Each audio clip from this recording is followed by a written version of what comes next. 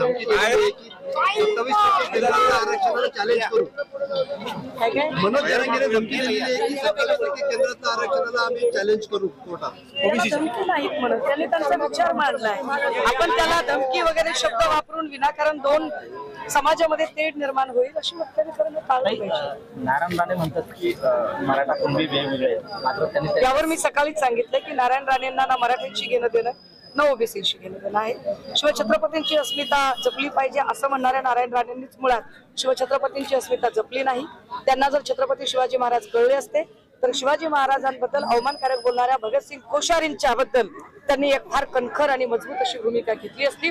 आत्ताची जी नारायण राणेंची स्टेटमेंट येत आहे ते फक्त आणि फक्त राज्यसभेची टर्म त्यांची संपत आलेली आहे। राज्यसभा कंटिन्युएशन साठी भाजपावर दबाव आणण्याचा त्यांचा प्रयत्न आहे। हे सगळं प्रेशर पॉलिटिक्सच्या टॅक्टिक्स आहेत, याच्या पलीकडे काही नाही। नारायण राणे किंवा त्यांची टिल्ली पिल्ली पोरं यांना मुळात कुठली वैचारिक भूमिका नारायणाची टर्म आता संपत आलेली आहे। नाही। आता दादा आमच्या यात्रेविषयी बोला ना, ताईशी यात्रेविषयी बोला। नाही, मी बागेश्वर बाबा नाही ना, मी बागेश्वर बाबा असते तर मी सांगितलं असतं काय होणार आहे काय नाही। मी फार वैज्ञानिक दृष्टिकोन मांडणारी आणि वैज्ञानिक पद्धतीने राजा आणि नितेश राणे विरोधात गुन्हे दाखल होऊनही म्हणजे गुन्हे दाखल होते त्याचं कारवाई का होत नाही?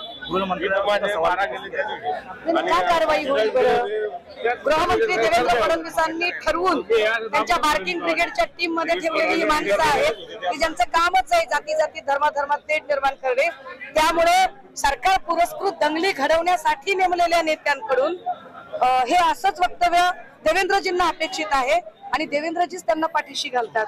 त्यामुळे यांच्यावर काही कारवाई करणं। ईव्हीएमच्या विषयी तुमची काय भूमिका राहणार? ईव्हीएम वर आम्ही ज्या ज्या देशांनी ईव्हीएम ज्या देशांनी आविष्कार केला होता त्या सुद्धा देशांनी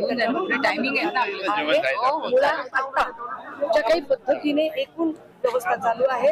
जर भाजपाला एवढी गॅरंटी असेल, मोदी की गॅरंटीची जी टूम वाजवत आहे तुम्ही, जर मोदी की गॅरंटी असेल आणि हिम्मत असेल तर एक निवडणूक बॅलेट पेपरवर घेऊन दाखवा, बघू गॅरंटी किती आहे। एक शेवटचा प्रश्न आहे, केतकी चितळे म्हणते मी